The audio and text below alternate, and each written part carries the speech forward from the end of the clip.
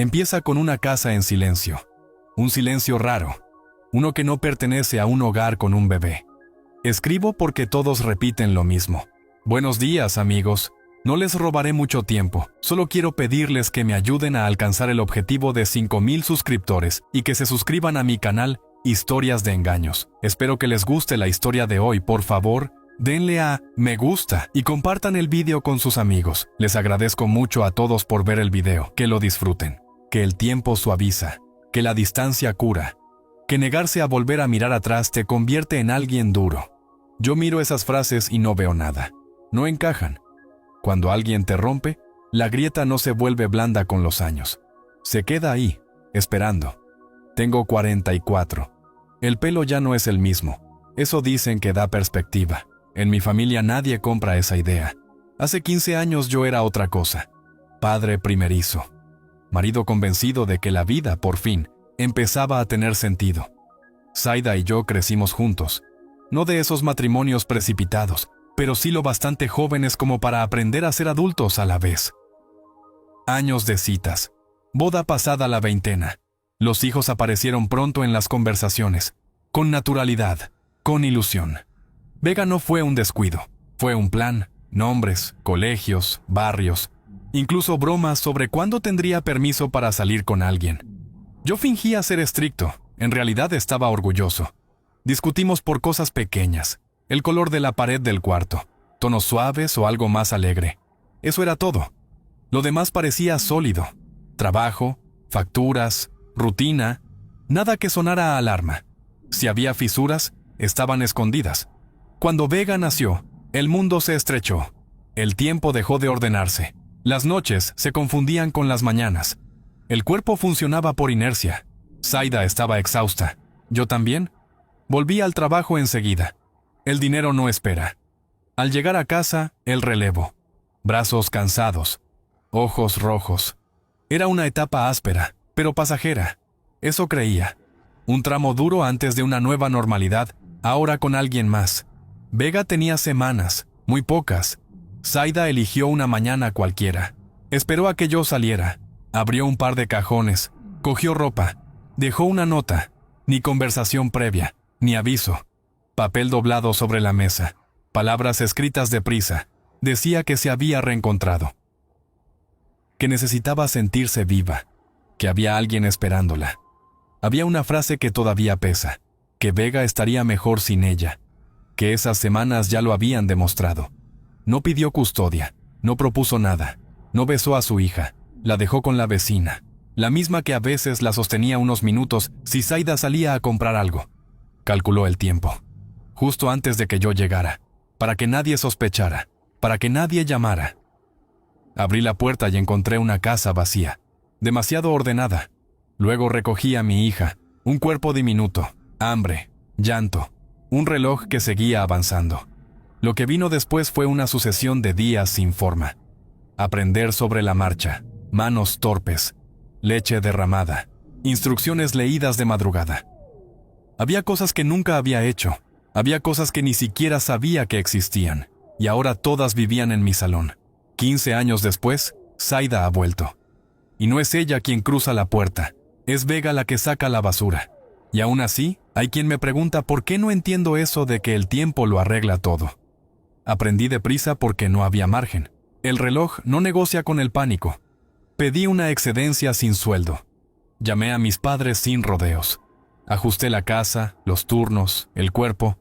Aún así, volví al trabajo antes de tiempo. Las facturas no entienden de noches en vela ni de manos temblando al preparar un biberón. Me costó. Más de lo que admitiría. Pero salió. Ella se instaló con el hombre por el que se marchó. No lo supe por ella. Nunca hablaba conmigo. Llegó por bocas ajenas, como llegan las malas noticias cuando ya no importan. Tendría un nombre elegante, de esos que suenan a café caro. Para mí siempre fue otra cosa. Lo llamaré Nilo. Corta. Suficiente. Durante meses pensé que regresaría, o que, al menos, querría ver a su hija. No ocurrió. Ni una llamada, ni una visita, ni una fecha marcada en el calendario.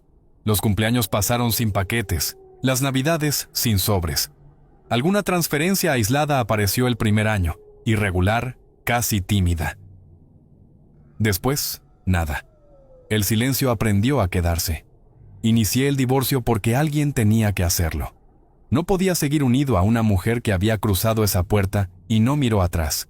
Había otro motivo, más práctico. Si Vega enfermaba, si pasaba algo, necesitaba que la decisión fuera mía, solo mía. Ella firmó. No pidió custodia. No preguntó por horarios. No peleó nada. Desapareció otra vez. Crié a Vega solo. No fue una tragedia constante, aunque a veces doliera ver lo que otros daban por hecho. Las noches terminaban con libros abiertos sobre el pecho. Yo cerraba los ojos primero. Ella me quitaba las gafas con cuidado y apagaba la luz. Nos adaptamos. Cuando preguntó por su madre, no adorné nada. Le conté lo que había pasado, sin disfraces. Le dejé claro algo desde el principio. Aquello no tenía que ver con ella. No hacía falta sembrar odio. La ausencia trabaja sola. Con los años, Vega empezó a ver patrones. Las madres de otros niños en los festivales, en las reuniones, en las fotos. Yo ocupaba todos los espacios que podía. Días de padre e hija, rutinas pequeñas, complicidad. Decía que no tenía madre, que con uno bastaba. No sé si lo decía por convicción o por cuidado. Yo acepté el regalo. Creció. Adolescente de palabras medidas, mirada afilada, humor seco, de las que no desperdician sílabas. Hace unos meses llegó un mensaje, largo, denso, escrito de madrugada se notaba. Hablaba de crecimiento, de reflexión, de errores convertidos en aprendizaje. Decía que había trabajado en sí misma, que estaba preparada, que echaba de menos a su hija. Frases redondas, de esas que suenan profundas y no dicen nada. Antes de que sea tarde. La vida es corta. Para ella los 15 años no existían. Quería volver, a Vega, a mí, a una idea de familia que ya no estaba. No decidí por mi cuenta. Llamé a Vega, le pasé el teléfono, que leyera, que pensara. Lo hizo en silencio. Tardó poco, dijo que no conocía a esa mujer, que no tenía interés en hacerlo ahora. Respondí el mensaje con eso. Claro, limpio. Vega no quería contacto. Yo tampoco quería nada de lo que se estaba ofreciendo. Estábamos bien. No íbamos a romperlo para aliviar culpas ajenas. Entonces cambió el tono. Llegaron las acusaciones. Que la había puesto en su contra. Que esa decisión era demasiado grande para alguien tan joven. Que aquello no podía haber salido de ella. Que hablaba mi rencor. Contesté una vez más. Que llegaba una década tarde para discutir lo que es una niña. Después, silencio. Vega había hablado. Y no tenía intención de conocer a la mujer de la que salió. 15 años después. Hay gente que insiste en que el tiempo arregla las cosas. Yo miro a mi hija cerrar la bolsa de basura, bajar las escaleras y no mirar atrás. Y me pregunto quién decide realmente cuándo es demasiado tarde. No la culpo. Yo haría lo mismo. Por eso no la empujé, no la sugerí, no la llevé de la mano hacia nada que no quisiera tocar. La decisión era suya. Siempre lo fue. Y aún así, ahí empezó el ruido. Opiniones de gente que no estuvo. Voces que aparecen cuando el daño ya es viejo. Familia lejana, de esa que solo existe en los grupos de mensajes. Empezó a decir que no ver a su madre podía dejarle una herida psicológica. Lo decían con tono grave, como si 15 años de ausencia no contaran como herida. Amigos en común reaparecieron solo para repetir lo mismo. Que quizá estaba siendo vengativo, que quizá debía pensar más allá de mí. Y entonces me encontré preguntándome algo muy simple. ¿Por qué hay tanta prisa en defender a una madre que se fue durante 15 años? Para mí no encaja. Zaida siempre me ha recordado a alguien que se cansó de un objeto, lo dejó en un rincón y, mucho después, decidió que todavía le pertenecía. Solo que esto no era un objeto, era una persona, una hija, con memoria, con criterio. Cada mensaje acusándome de hacer mal por respetar a Vega me quitaba un poco más de fe. No en la gente, en su capacidad de pensar. La máscara se cayó rápido. Poco después de escribir todo esto, llegó otro mensaje suyo. Ya no había crecimiento ni palabras suaves. Había reproche. Y derecho. Mucho. Decía que era lógico que Vega pensara así después de haber sido criada solo por mí. Como si eso hubiera sido una elección compartida. Decía que ningún hijo rechaza a su madre sin influencia, a menos, añadió, que esa madre fuera un monstruo gobernado por el cuerpo y no por la cabeza. Decía que yo había tenido 15 años para contar mi versión, y que ella nunca tuvo la oportunidad de explicarse. No supe qué explicación podía necesitar una adolescente que sabe que su madre se marchó para vivir con otro hombre. No contesté. Le enseñé el mensaje a Vega. Quería que viera todo, sin filtros, sin ediciones. Si esto iba a tocar su vida, no iban a hacerlo en la sombra. Leyó despacio. Una vez, dos. Luego levantó la vista. Dijo una sola cosa. Por esto no quiero hablar con ella. Ahí estaba todo. Zaida no paró. Durante 2 semanas llegaron mensajes de todo tipo. Disculpas que duraban 2 líneas. Enfados que ocupaban párrafos enteros, a veces ambos mezclados. Decía que entendía que Vega necesitara tiempo. En la siguiente frase aseguraba que yo tenía la obligación de fomentar una relación. Pedía verla una sola vez, solo una. Decía que el amor de madre haría el resto. Luego vino la terapia. No para ella, para Vega. Porque, según Zaida, yo había fallado como padre. Propuso que le diera su número, que empezaran a hablar. Poco a poco. Se lo pregunté a Vega. Me miró como si le estuviera sugiriendo entregar su contacto a alguien peligroso, o a alguien que no se toca. Esa mirada que no necesita palabras. Ahí quedó claro, por si aún había dudas. No era yo quien bloqueaba nada. El silencio la enfureció más. Empezó a buscar atajos. Una llamada de mi tía rompió años sin contacto. De esas personas que, cuando Zaida se marchó, casi aplaudieron. Me habló como si yo fuera el problema. Usó palabras que no sé de dónde sacó. Dijo que criar a una hija sin madre solo podía acabar mal. Otros repetían el relato que Zaida iba dejando caer, que era joven, que estaba asustada, que cometió un error, que se arrepentiría siempre, pero que merecía la oportunidad de arreglarlo. Todo sonaba muy bien dicho en voz alta, muy mal vivido. Si Vega hubiera querido verla, yo no habría podido impedirlo, ni habría querido. Ya no es una niña, pero no quería, ni un poco.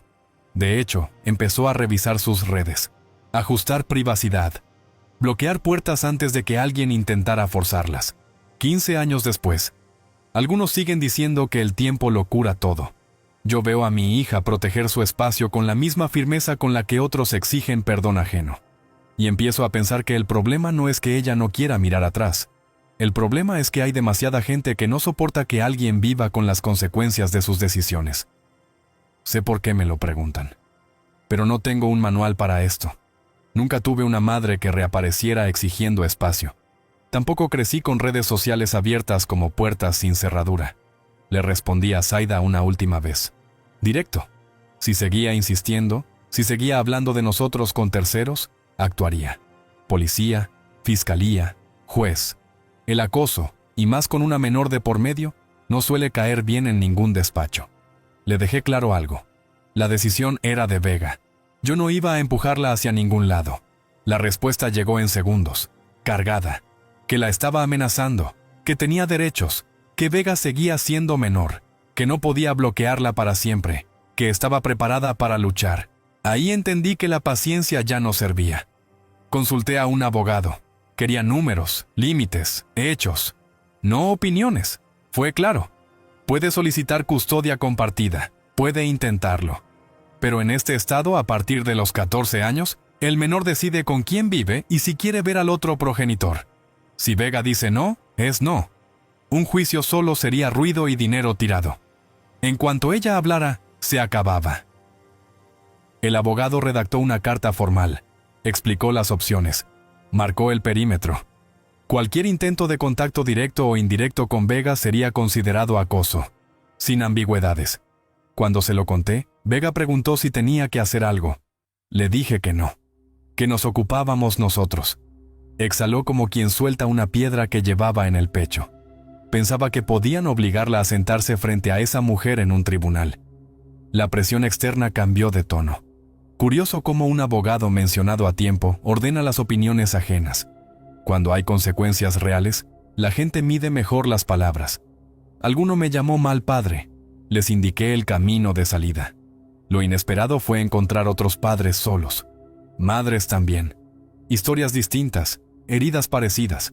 No era el único que aprendió a base de prueba y error. Zaida se quedó en silencio. Por ahora. No me hago ilusiones. El silencio no siempre significa rendición. A veces solo es cálculo. Semanas después, noté algo en Vega. No tristeza, no rabia, inquietud. Preguntas que empezaron a aparecer sin aviso. ¿Y si se presenta en casa? ¿Y si espera a que cumpla 18? ¿Y si va a mi instituto? No hablaba por hablar. Tenía miedo, no de verla, de no saber hasta dónde podía llegar. Yo quería tranquilizarla, pero no había herramienta legal para alguien que solo escribe mensajes. No había orden de alejamiento posible. No todavía. Una noche, después de cenar, dejó el tenedor, me miró y dijo que quería escribirle ella misma. No para abrir una puerta, para cerrarla. Quería que quedara claro que era su decisión, no mía. No me gustó la idea, sobre todo porque quería hacerlo desde su propio número, que supiera que era ella, que no había intermediarios. Negociamos, usaríamos mi teléfono, pero en un mensaje de voz, que escuchara su voz, que supiera que era real y que no tuviera acceso directo a ella después. Los mensajes de Zaida no me afectan, puedo absorberlos. Vega pasó 2 noches escribiendo y borrando. No me pidió que le dictara nada, solo que lo leyera cuando creyó que estaba listo, para asegurarse de que decía exactamente lo que quería, ni más ni menos. La vi concentrada, fría, meticulosa. No había odio en su cara, había decisión. Y en ese momento entendí algo que nadie fuera de esta casa parece comprender. No se trata de venganza, se trata de proteger la paz que tardamos 15 años en construir. Era duro, seco, justo. Vega lo sabía. Decía que poner esas palabras fuera le ayudaría a cerrar algo. Porque aunque nuestra vida estaba en orden, todo esto había removido capas antiguas. Ella era muy pequeña cuando Zaida se marchó. No recuerda la escena. Pero creció con el hueco. Con los años sin madre. Con las preguntas que nadie hace en voz alta. Va a terapia. Aún así, hay cosas para las que nadie te entrena. Cuando terminó el audio, su voz no temblaba. Decía que sabía quién era esa mujer, lo que había hecho, lo que había elegido perderse. Decía que había construido una vida sin ella, una que funcionaba, que no había ningún espacio esperando ser ocupado, que la confianza no aparece porque sí, que no se entrega por calendario, que no quería más contacto, que respetara esa decisión y que dejara de señalarme a mí, porque aquello no venía de mi boca. Yo solo estaba ahí. Escuchó el mensaje varias veces, ajustó frases, quitó una palabra, cambió otra, hasta que asintió. Entonces lo enviamos, y esperamos. La respuesta llegó antes de 1 hora, y no fue escrita. Entró como un golpe, directa, sin aire, sin pausas. Zaida habló como si el micrófono fuera un enemigo. Ignoró que ese número era mío, ignoró que yo lo escucharía primero. Fue directamente hacia Vega. El audio era largo, caótico. Algunas palabras se entendían, otras se perdían entre respiraciones forzadas y saliva golpeando el teléfono. Sonaba descompuesta, distorsionada. Decía que Vega estaba repitiendo palabras ajenas, que una chica de 15 años no podía comprender algo así, que alguien le había dicho qué decir, que alguien la había empujado. Decía que algún día se arrepentiría, que cuando creciera entendería que había perdido la oportunidad de tener una madre.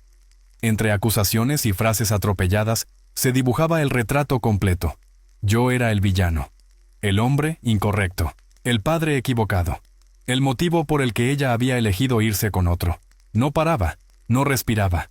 Vega escuchó una vez, me devolvió el teléfono con una sonrisa torcida y dijo: «Creo que le he movido el cerebro». Ahí terminé yo. Le mandé un último mensaje. Claro, frío. Ese audio era la prueba exacta de por qué no había lugar para ella en nuestras vidas, mucho menos en la de su hija. Que dejara de insistir, que iba en serio, que el siguiente paso no sería una conversación. Después bloqueé el número, guardé todo, mensajes, audios, fechas. Lo envié al abogado, no para iniciar nada, solo para dejar constancia. Un rastro por si el camino se torcía más adelante. Desde entonces, silencio. Y agradecido. Porque escuchar a alguien así y saber quién es, deja marca. Mejor a través de un altavoz que cara a cara. En persona habría sido otro tipo de escena. Lo curioso fue lo rápido que cambiaron algunos discursos. Personas que nos habían presionado se quedaron calladas después de oír el audio. No pidieron perdón, tampoco insistieron. Vega decidió cerrar el círculo a su manera. Subió el audio a sus redes. No en abierto, solo para quien ella eligió. Escribió una línea. Cuando me preguntan por qué no quiero contacto con mi madre, es por esto. No le preocupaba que Zaida lo viera. Sabía que podía encontrarla. Nombre real, apellido. No era complicado, pero su perfil no era una puerta abierta. Tenía límites, y los había puesto ella. 15 años después, fue Vega quien decidió cómo terminaba todo. Sin gritos, sin escenas, con una claridad que muchos adultos no alcanzan en toda una vida.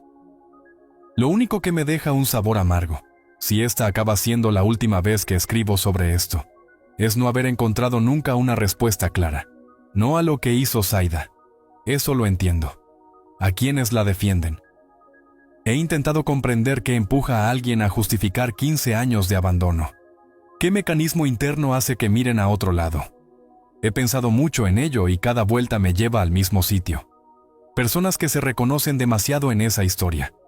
Personas que también dejaron cosas atrás y necesitan que el mundo les diga que no fue tan grave. O personas a las que nunca les tocó vivir algo así y perdonan con una facilidad que solo existe cuando no te duele. Criar no es una teoría, son años, son noches, son decisiones pequeñas que pesan. Y quienes no han estado ahí hablan como si fuera un debate abstracto. Me entristece saber que existen. Con Zaida ya conocíamos una. Por algunos mensajes, no es la única. Lo único que importa es que escuchar esas palabras de su propia hija fue el límite. Ese audio no fue un ataque, fue un espejo. Y su furia posterior no fue más que darse cuenta de lo que había perdido. Debe de ser devastador que tu hija no quiera saber nada de ti. No puedo imaginarlo del todo. Hay partes de esa experiencia que nunca viviré. Lo que sí he vivido es ver a mi hija crecer sin madre. Ver las ausencias. Las preguntas que no siempre se hacen en voz alta. Y aún así, Vega fue infinitamente más contenida que la mujer que la trajo al mundo. Podría haber gritado. Podría haber herido. No lo hizo. La diferencia entre ambas quedó expuesta sin necesidad de explicaciones. No voy a mentir. Me sentí orgulloso. Alguien preguntó por la pensión alimenticia. Lo aclaro aquí para que no quede nada fuera. Tras el divorcio, acordamos que no habría pagos mensuales. Ella envió algo de dinero al principio a cambio de su parte de la casa. En aquel momento me pareció justo. La propiedad valía mucho, con los años, más aún. Además, recibir dinero de ella implicaba mantener un hilo abierto. Yo preferí cortarlo. Quizá me equivoqué, quizá no. A la vista de lo que somos hoy, no salió mal. Pensé que ahí terminaba todo. No fue así. Zaida demandó. Sí, demandó. Incluso su abogado debió advertirle. El mío lo hizo sin rodeos. No había caso, ninguno. Aún así, siguió adelante. Como siempre. Sin medir. El proceso fue breve, demasiado claro. Ella había renunciado a cualquier acuerdo de custodia. Habían pasado 15 años completos de abandono. Y Vega declaró que no quería ningún contacto. Eso cerró la puerta. Mi abogado me preguntó si quería ir un paso más allá. No por venganza, por protección. Usar el sistema legal como herramienta de presión, cuando no hay base, también es acoso. Lo hicimos. El resultado fue rápido. Orden de restricción. Resarcimiento económico. Honorarios cubiertos. Algo más para nosotros. Nada espectacular. Nada teatral. Eficaz. Tengo la sensación de que podría intentar algo más en el futuro. Nunca fue una persona que se detuviera ante la estupidez. Pero romper una orden judicial quizás sea un límite incluso para ella. Han pasado más de 8 meses sin noticias. Silencio absoluto. Tal vez espere a que Vega sea mayor de edad. Tal vez no. Ella ya sabe que puede renovar la orden si quiere. Y creo que lo hará. No sé cuál es el plan de Zaida, pero sí sé cuál es el nuestro. Seguir adelante. Sin ruido, sin mirar atrás.